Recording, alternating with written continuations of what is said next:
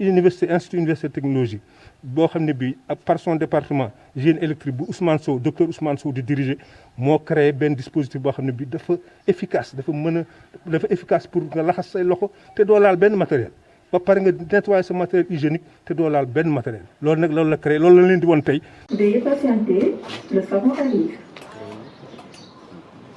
Veuillez patienter, le savon arrive.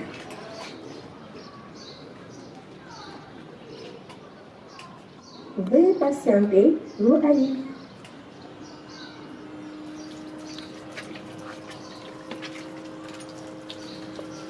ay yëppam ngir mu set dañ koy bomb bu baax ba raxasaale wey.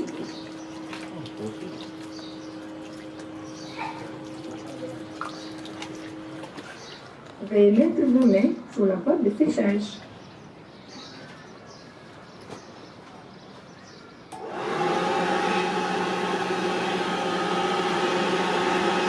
Tournez vos mains plusieurs fois pour faciliter le séchage.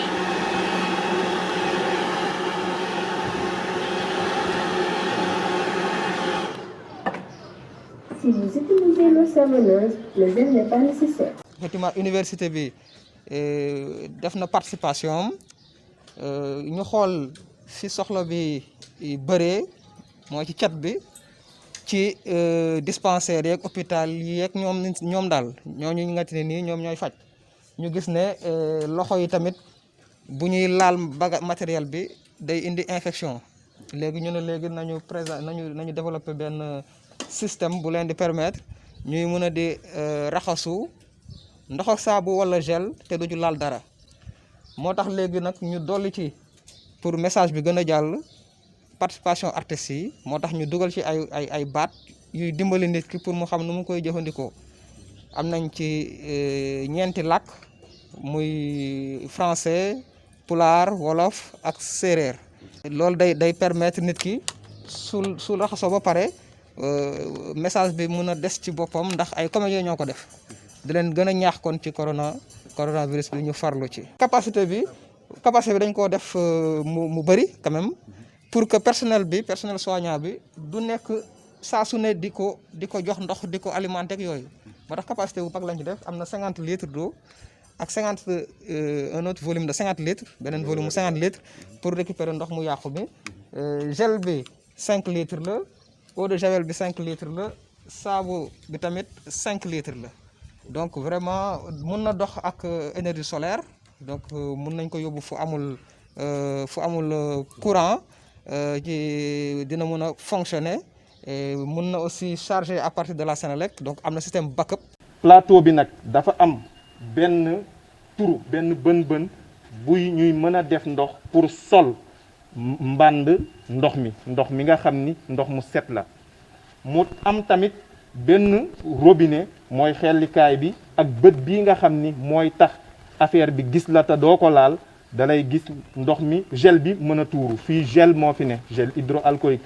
moo ngi ànd ak lampe bii nga xam ni mooy wane ni yow détecté nga affaire bi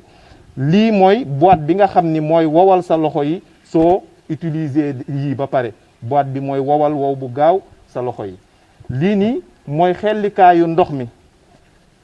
ak ay lampam ak i détecteur am lii mooy eau de javel bi ak ay lampam ak i détecteur am kii mooy saabu bi ak ay lampam ak détecteur am fii nag la ñuy dindee génnee ndox mi nga xam ni moom lan raxasoo ba pare ndox mu salte mi mën nañ ko tuddee noonu fii lay génnee mu ni nag après fii pour saabu bi ak eau de javel bi ak gel bi am nañ fa juróomi litre pour mbànd mu ne mbànd ndox mi ak mbàndu ndox mi ñu utiliser gul ak mbànd ndox mi nga xam ni jëfandikoo nañ ko ba pare bu ci ne am na juróom fukki litre ndox. comme niñ ko gisee suñu banc bi dañ koy commander à distance ndax dañoo nekk ci mbas mi nga xamante ni si war nañoo moytandiku lépp loo xamante ni moo di contact donc pour loolu dañoo am benn application boo xamante ni moo ñu permettre ñu connecté bu ci banc bi à distance te utilisateur bi du ko laal léegi application bi moom moo nekk nii moo ñu y a deux options soit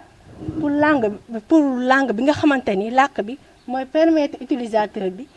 mu xam nu muy utiliser banc bi maanaam mooy kiy guider utilisateur bi bu ko desee mu des fonctionnement bi maanaam mode de fonctionnement yi nga xamante ni moom lañ am soit bu fekkee utiliser maanaam ki nga xamante ni mooy jëfandikoo banc bi dafa bëgg a utiliser saabu bi kase pour laxasu wala gel kase bu fekkee ay loxoom set na ba pare wala boog mu utiliser gel bi wala saabu bi wala mu bëgg a laxas ay matériel am wala maskam.